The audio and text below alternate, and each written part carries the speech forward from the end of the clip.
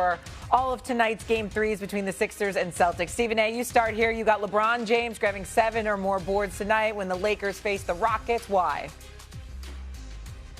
Listen, it's LeBron James. He's been exceptional. Can't say enough about him. I think that even though Michael Jordan is always and forever will be my GOAT, that this is the greatest case LeBron has ever made for GOAT status, considering the longevity of his excellence and the way he's looked in this series and throughout the season. Nothing but applause for him. And 7 rebounds tonight with as many shots as the Houston Rockets inevitably will miss. It is definitely conceivable he will have at least 7 rebounds tonight. All I'm going to say about it is this. Just the same way I'm going off about the New York Knicks, Kevin Durant better not get his ass swept. I know that much. He's too great to allow that to happen against the Lakers team without Luka Doncic and Austin Reeves. That would be very, very embarrassing and a stain on his illustrious legacy. I'm telling you that right now. Austin Reeves is questionable for this game. We'll talk about that in a little bit. Shanae, now to you in the Celtics-Sixers matchup. You like Jaylen Brown to score 25 or more points. Why? Because he's going to be motivated alongside his Boston Celtics squad. This is a squad that took an L. They really got VJ Max going, and I like to see how he responds. He's had an MVP type of season with his usage, and it's just like a layup to him. 25 points coming off of a 36-point game where he knocked down 5 threes, took the L. I think they're going to come back in a mean way. The mean green will be back, starting with JB.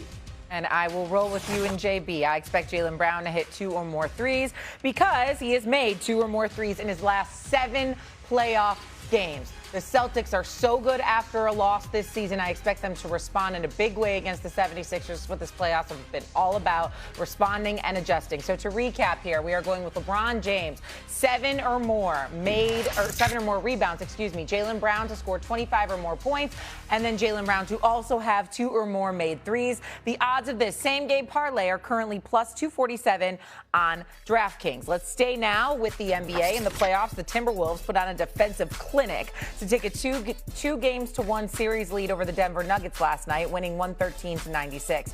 The Wolves set the defensive tone early on, holding the Nuggets to 11 first-quarter points, and it continued all game as the Nuggets shot just 34% from the field, Denver's worst shooting game all season long. So despite finishing with 27 points, Nikola Jokic had his worst shooting night of his postseason career, shooting 26.9% from the field. He made just 7 field goals, went 2 of 10 from long range. Chiney Ogwumike is back here with us. Is Jokic the reason the Nuggets are now down in this series, considering what you saw last night? Chiney. Bonjour, Stephen A. Je m'appelle Chiney. Et Rudy Gobert, il est magnifique.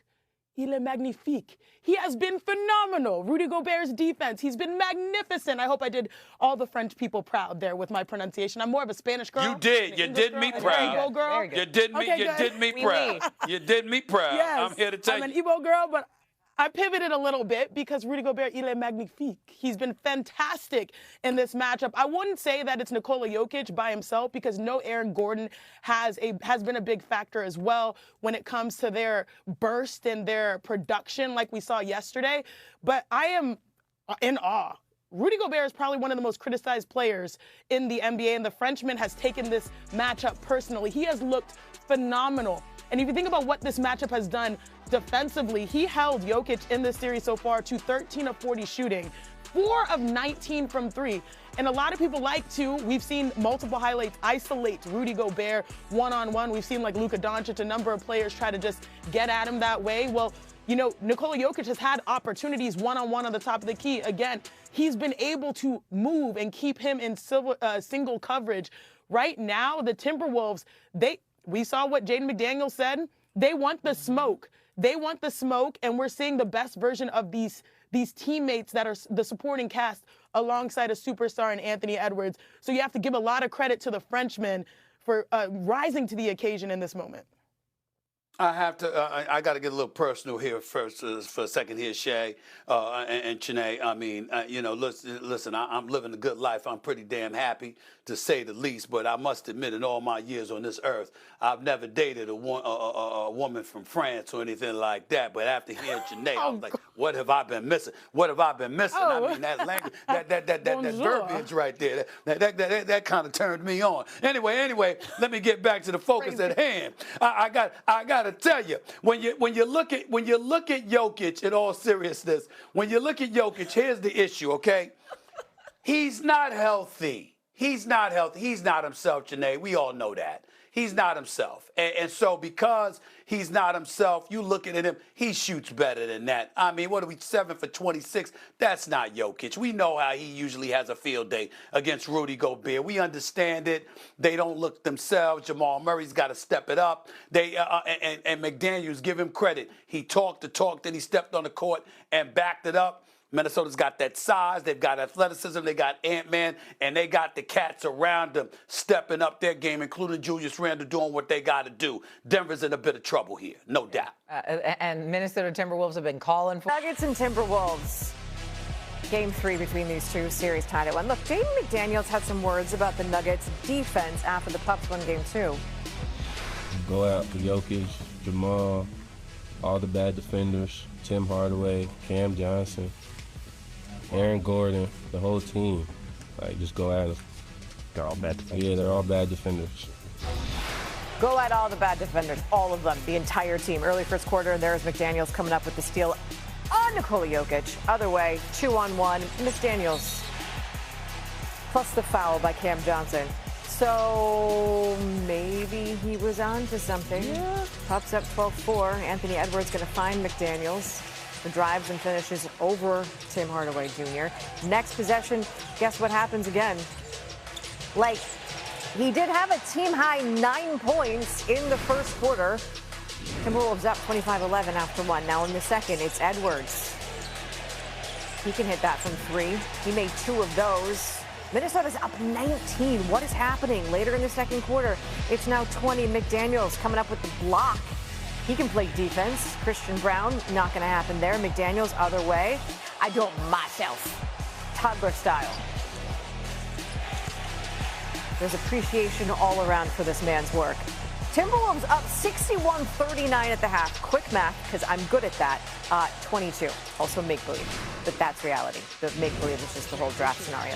Third quarter, Pups up 22. Rudy Gobert coming up with the block on Jokic. Minnesota, quick action, defense, offense, Julius Randle. Can we look at that block again? See how I asked for it and just like shows that? That's like the post-vacation power kind of thing. Naz Reid to Gobert for the dunk. And serious, McDaniels may have had a point. It was 88-68 after 3 in the fourth. It's now 88-72. Randle finding Ayo Dosunmu. It's now 90-72. How about Hardaway Jr. driving, taking a 5th foul on Edwards, by the way. Edwards would then head to the locker room for the second time this half. Also, like, we know we had the injury earlier, but, I mean, the lead was comfortable. McDaniels, 20 points, 10 rebounds. D-Wade, Candace Parker, they seem to be, what is this, a WWE reaction here? 113.96. Just the right leg, though. I'm wondering how Brian Windhorst's is, but I do want to just lean into the fact that Jaden McDaniels' coaching philosophy was clearly effective, held Denver to that sub-100 offensive point performance. What went wrong for the Nuggets in this one, Wendy? I don't know if I've ever seen Nikola Jokic have a more ineffective game. Absolutely, completely all out. This was unacceptable. And then defensively, without Aaron Gordon in this game, the Nuggets needed great offense. And Aaron Gordon's calf injury now becomes the centerpiece of this series going forward. Health has always been pivotal when it comes to Denver and their potential. And we'll see exactly if they can correct the aberration.